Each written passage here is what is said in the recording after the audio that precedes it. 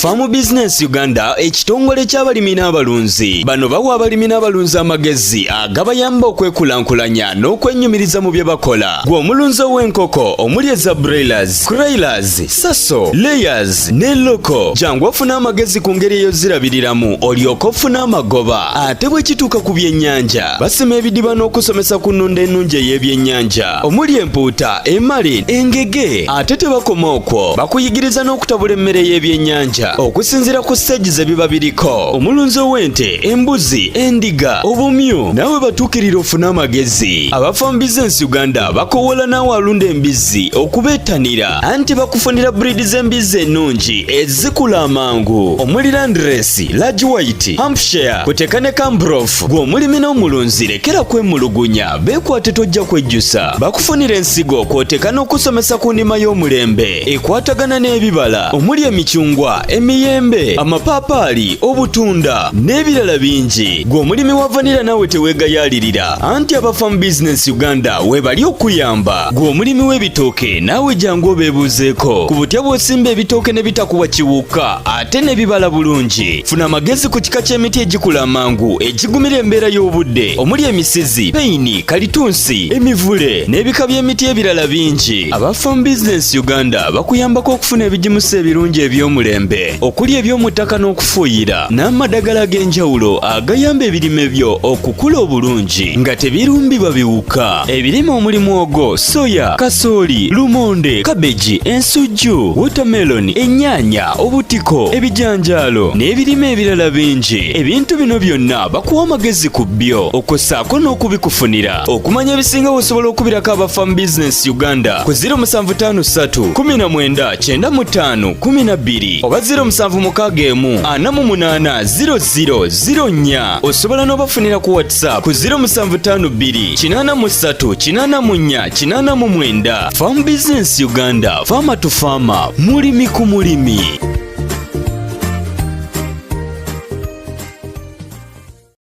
Oli mulabi mulungi ali okubanga otulaba tuli mu nnimiro ey'ebitooke mulimu ebijanjalo nga bw'obiraba ekijanjalo kiri green nga bw'okiraba kanyeebwa nga bw'omulaba era kamera yaffe nga bw'eri okubanga ekulaga. Mwebale nnyo abatulaba era abatugoberera era mwebale abatufuula namba 1. Engalo zidduga tubasima bitooke tubasala bitooke mu mbeera efaananako bw'eti era olusiku twalukulagako oko luli eri oba okyajjukira mu mbeera efaananako oko bwe zityo. So nkusaba osubscribing, oliking, osharing linki otegezeeko abalala bonna ku Farm Business Uganda. Tulima ne tulunda ne tukuwa amagezi okossaako n'okuyambako okufuna ebyetaagisa mu kulima okossaako ne mu kulunda. Kakati nina kyenjagala okulaba kamera entunuddemu, nina kyenjagala okubuulira. Biki ebiyinza okuyambako okubanga ebitooke byo binyirira ne biba nga biyambako okuleeta obugimu mu ttaka? Wano y'ekirime eky'ebijanjalo era nga bw'oli okubanga obiraba.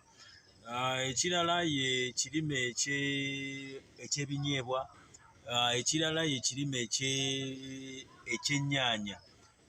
Ebirime bino buli w'osimba ebijanjaalo n'okiteekamu era ky'obola nti no w'osimbye ebijanjaalo w'oteekawo ekirime kirala oba ebinyeebwa olaba nga waliwo enjawulo eriwo nti ebirime bino eno ebijanjaalo bino n'ebinyeebwa n'ennyaanya bibaako gye byongeza obulamu oba obugimu eri ebitooke. Era ky'obola nti w'osimba ekijanjaalo oba ekinyeebwa oba ennyaanya mu kaseera k'obisimbidde olaba nga waliwo enjawulo ey'ekirime kino okubanga ekitooke ndi ku bitooke okubanga kirabika bulungi nga kinyira mu kaseera ako, oba teweetaaga kuliisa kitooke kubanga olwedde ebijanjaalo nga bino biba bireeta ebiki biba bireeta obugimu mu mbeera efaanako. So njasaba kamera entunuzemu nkulageko tutambuleko nga bwe tulaga abantu bano ebijanjaalo byaffe kanyeebwa nga w'oli okubanga omulaba ndowooza oli kulaba eri yonna balage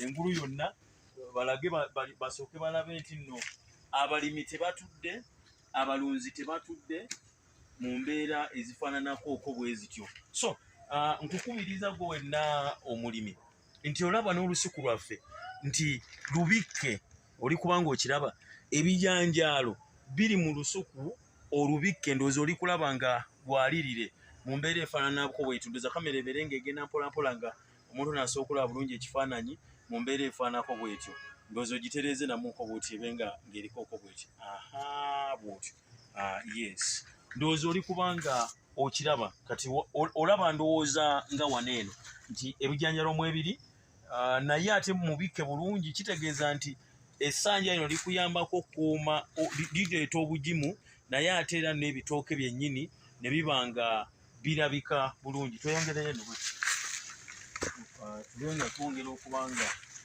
tubalaga ndowooza oli kubanga olaba nti nikesa Farm Business Uganda ekitongole ky'abalimi n'abalunzi bano bawa abalimi n'abalunzi amagezi agabayamba okwekulankulanya n'okwennyumiriza mu bye bakola gw'omulunzi ow'enkoko omuli eza broilers, croilers, saso, layers ne loko jangu ofuna amagezi ku ngeri ey'ozirabiriramu olyoke ofuna amagoba ate bwe kituuka ku byennyanja basima ebidiba n'okusomesa ku nnunda ennungi ey'ebyennyanja omuli empuuta, emali, engege ate tebakoma okwo bakuyigiriza n'okutabula emmere y'ebyennyanja okusinziira ku stage ze biba biriko omulunzi ow'ente, embuzi, endiga, obumyu naawe batuukirira ofuna amagezi aba Farm Business Uganda bakowola naawe alunda embizzi okubeetanira anti bakufunira breed z'embizzi ennungi ezikula amangu omuli Landrace, Large White, Hampshire kuteeka ne Cambrough gw'omulimi n'omulunzi lekera kwemulugunya beekwate tojja kwejjusa bakufunira ensigo kw'oteeka n'okusomesa ku ndima y'omulembe ekwatagana n'ebibala omuli emicungwa emiyembe amapaapaali obutunda n'ebirala bingi gw'omulimi wa vanira naawe teweegayaalirira anti aba Farm Business Uganda webali okuyamba gw'omulimi w'ebitooke naawe jangu obeebuuzeeko ku butya bw'osimba ebitooke ne bitakuwa kiwuka ate ne bibala bulungi funa amagezi ku kika ky'emiti egikula amangu egigumira embeera y'obudde omuli emisizi, peyini, kalitunsi, emivule n'ebika by'emiti ebirala bingi aba Farm Business Uganda bakuyambako okufuna ebigimusa ebirungi eby'omulembe okuli eby'omu ttaka n'okufuuyira n'amadagala ag'enjawulo agayamba ebirime byo okukula obulungi nga tebirumbibwa biwuka ebirime omuli mwogo, soya, kasooli, lumonde, kabeji, ensujju, watermelon, ennyaanya, obutiko, ebijanjaalo n'ebirime ebirala bingi ebintu bino byonna bakuwa amagezi ku byo okossaako n'okubikufunira okumanya ebisinga osobola okubirako aba Farm Business Uganda ku 0753 19 95 12 oba 0761480004 osobola n'obafunira ku WhatsApp ku 0752 83 84 89. Farm Business Uganda, farmer to farmer, mulimi ku mulimi.